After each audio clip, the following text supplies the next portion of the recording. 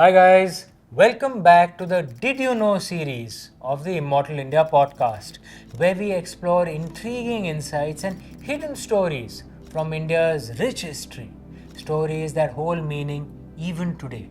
I'm Amish, and today's topic is one that is often misunderstood: the swastik and the Hakenkreuz. Before you react emotionally, just listen to the entire episode. Though commonly confused in the West, these symbols are vastly different. The swastik and the Hakenkreuz with distinct origins, meanings, and cultural histories. So, how did this confusion start?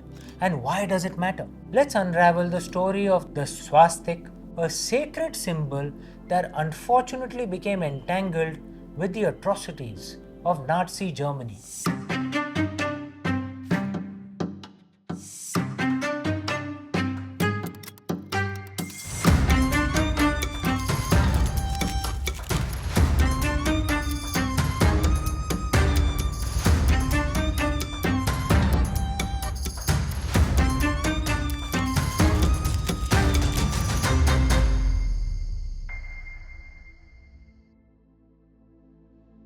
Let's begin in the 20th century.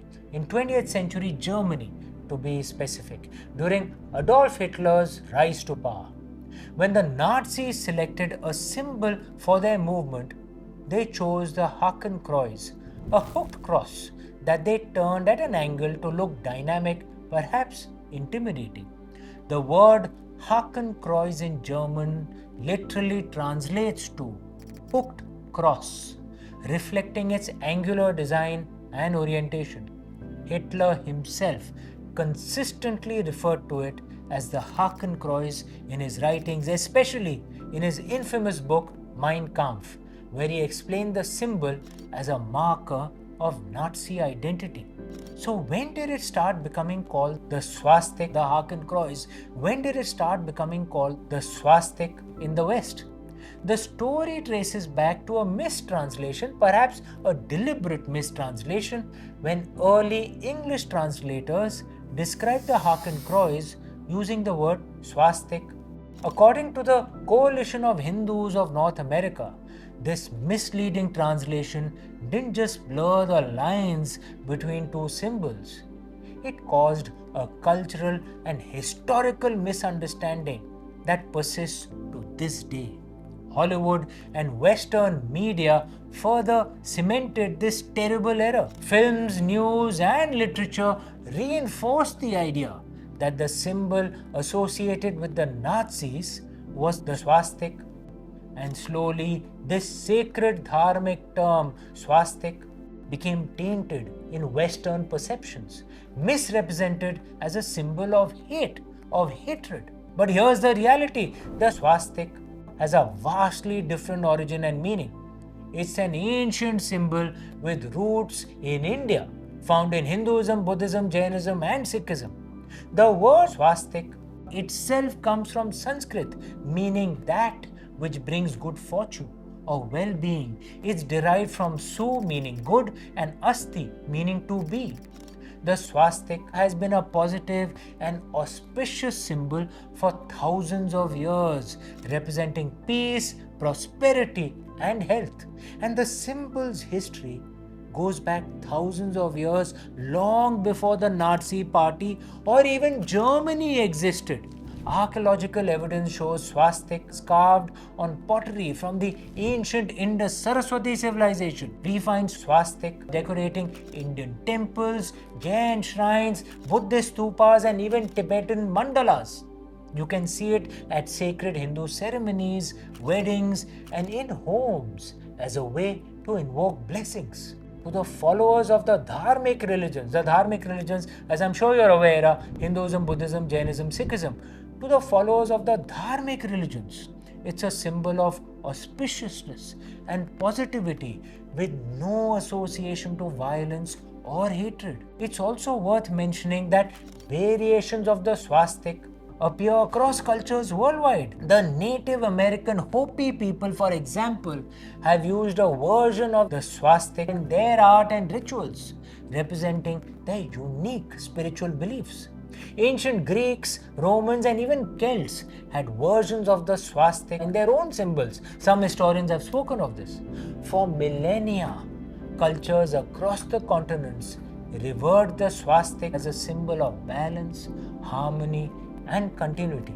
So to see it now linked with Nazi atrocities is painful for many people who see the swastika as sacred. Hindu, Buddhist, Jain, and Sikh communities worldwide have long called for a distinction between the swastika and the Hakenkreuz, arguing that it's unjust to associate their symbol of peace with one of the darkest chapters in history. And I might add, Western history that we Indians had nothing to do with. Now, some might ask, why does it matter if we call it the swastika? Well, imagine if an ancient cultural symbol that brings you pride and positivity becomes globally known as a symbol of hatred due to no fault of your own. Imagine seeing it banned or judged without context.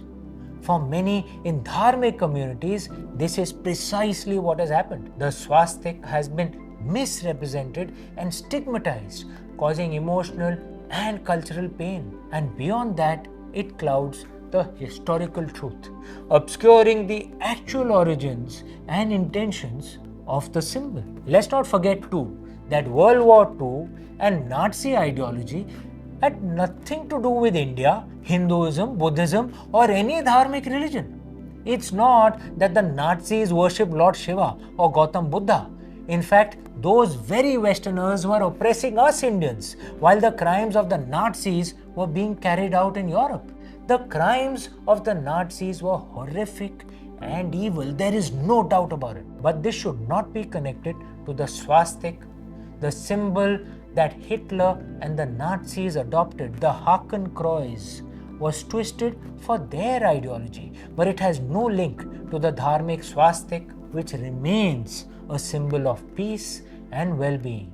So the next time you see swastika in a temple or a shrine or at a cultural event, remember it's a symbol of positivity, peace, and auspiciousness for Dharmic religions. It is not the twisted Hakenkreuz of the Nazis.